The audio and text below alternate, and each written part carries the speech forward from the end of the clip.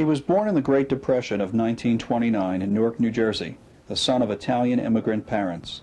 His father, Pietro, had come to America as a teenager in 1910 without his parents and carrying only the few belongings on his back.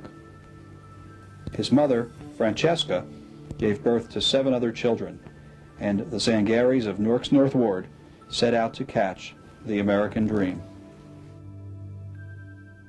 Pietro dug ditches and built sewer lines from Trenton to Washington.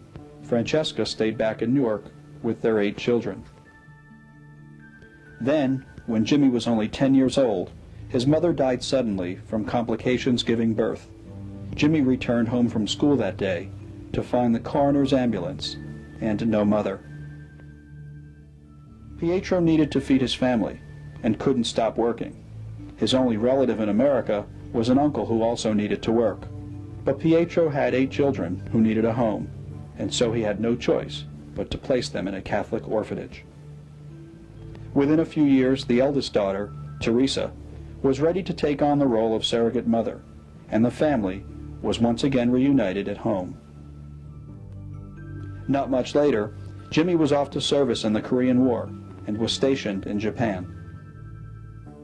When he returned home, Jimmy entered the family construction business, and construction is where Jimmy would spend the first 2 decades of his career. Eventually, Pietro would remarry to Maria, and 2 more Zangari daughters were added to the family. In 1950, Jimmy married Anna Lucy Valvano and began a family: Peter, Jimmy, and Francesca, all in short order. 9 years later, on Jimmy's birthday, I was born in 1964. Mom gave birth at Irvington General Hospital at the top of the hill, and as fate would have it, our family would move just down the street from that hospital several years later in 1969 to 224 Park Place. It was here that Jimmy Zangari entered a new phase in his life: public service. Jimmy had always harbored a political interest.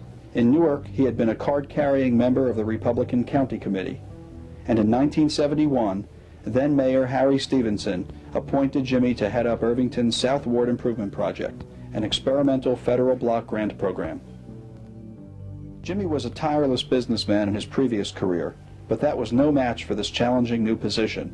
As with everything else Jimmy had done in life, he gave this job his all, and wound up being recognized by President Richard Nixon in the Congressional Record for creating a model federal program. Jimmy also wound up with 2 ulcers and lost 3/4 of his stomach. It was vintage Jimmy. He took the meaning of public service to heart. No unlisted home telephone numbers, always an open door, the door to our house, that is.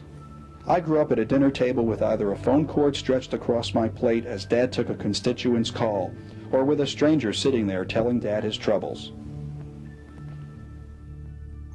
Jimmy's hard work got plenty of local recognition, too. In 1977, the late Essex County Democratic Chairman Harry Lerner tapped Jimmy Zangari to run for Essex County Freeholder. Now, Jimmy Zangari had never been a candidate before, but you wouldn't have known that by the way he campaigned. His wife Anna was a pretty good campaigner herself. In the final weeks before the election, his campaign staff threw an old-fashioned political rally at the Old Town and Campus restaurant in West Orange. It was quite common in those days for a veteran county politician to fill up the 1,000-seat ballroom. But Jimmy, the political newcomer, attracted 2,400 people. The crowd spilled into every inch of the restaurant, and finally the fire marshal sealed the doors. The waitresses and bartenders still talk about that night, and still more people around New Jersey took note of Jimmy Zangari.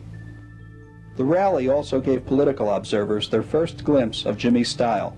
It happened to be the year Governor Brendan Byrne was up for re-election, and Byrne had passed the state's first income tax. Needless to say, Byrne's public approval rating was way down, and his chances of re-election were discouraging at best. Some Democratic candidates shied away from Byrne, let alone campaigned shoulder to shoulder with him. But not Jimmy Zangari. Jimmy picked up the telephone and wholeheartedly invited the governor to the rally. Byrne's campaign received a welcome boost from the rally, and both men went on to victory that November. In fact, Jimmy Zangari topped the Democratic ticket in Essex, garnering the most votes of anyone county-wide. Jimmy was sworn in as Essex County freeholder the following January, 1978. He was named chairman of the County Hospital Oversight Committee. Now, most chairmen just preside over meetings. Jimmy took it one step further and set up an office at the county hospital to gain a first-hand look at conditions there. Ditto at the county geriatric facility. He touched the families of more sick and elderly patients than anyone can imagine. Jimmy achieved several legislative victories during his brief term as freeholder, including passage of a county employee residency requirement. The law was enacted towards the end of Jimmy's term, but wasn't enforced when he left office. Now, however, nearly 20 years later, County Executive Jim Treffinger last month made headlines when he brought Jimmy's residency law back to life. A change in the form of government the same year Jimmy was elected caused the shuffling of the entire freeholder board, and also caused a split in the county Democratic Party. The opposition was led by an up-and-coming Harvard-educated politician named Peter Shapiro. In the political struggle that ensued, Jimmy Zangari gave Peter Shapiro the first political defeat of his career. In the end, Shapiro became county executive under the new form of government, and Jimmy was asked to move up to the New Jersey legislature in Trenton. Jimmy was sworn into the State Assembly in January 1980, along with Harry McEnroe, as the representatives of the 28th Legislative District. His colleagues immediately elected Jimmy to a leadership position, Majority Whip. As a freshman legislator, this was an impressive vote of confidence in Jimmy's leadership skills. Jimmy quickly learned the ropes in the halls of the State House. His job was made easier and all the more successful when he hired a bright, young, energetic Rutgers graduate student named Lori Clark. Over time, the 28th Legislative District was reconfigured, and Michael Adebato became Jimmy's running mate. At the height of Democratic control of the Assembly in the early 1990s, Jimmy rose to Deputy Speaker. Along the way, he also served on the powerful Appropriations Committee and chaired the Independent Authorities Committee, which oversees Atlantic City casinos and the Meadowlands complex. As chairman, he won editorial praise from the Star-Ledger for questioning the accountability of independent state authorities. During his 20 years in the State Assembly, Jimmy had 109 bills signed into law. Among them, 2 first-in-the-nation laws cited as model legislation by the National Conference of State Legislatures. One, the Leaking Underground Storage Tank Act, is among the most far-reaching environmental laws ever enacted in the state of New Jersey, and will ensure the safety of drinking water for generations to come.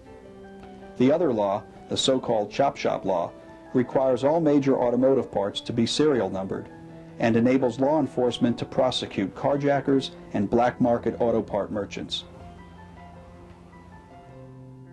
Jimmy introduced other legislation that never quite made it to the governor's desk, but were real examples of his reputation as the people's legislator. Take the time a delivery man didn't show up at Jimmy's home when the company promised. An angry Jimmy Zangari returned to Trenton the next day and introduced a bill requiring companies to reimburse their customers for lost wages whenever appointments aren't kept. It was classic Jimmy. But Jimmy's greatest legislative victory, and his most controversial, was the moment of silence legislation. This bill required public schools to set aside a moment at the beginning of each school day for students to reflect or contemplate. Over loud cries of protest from the ACLU and liberals, both houses of the legislature passed his bill, only to see Governor Byrne veto the legislation, citing separation of church and state concerns. A few years later, Tom Kean became governor, and Jimmy tried again. Both houses passed the moment of silence bill, but Tom Kean, like Governor Byrne before him, vetoed the legislation. This time, Jimmy put all of his legislative skills to work, and, for the first time in over 30 years, both houses of the legislature overrode a governor's veto. The moment of silence bill had become law.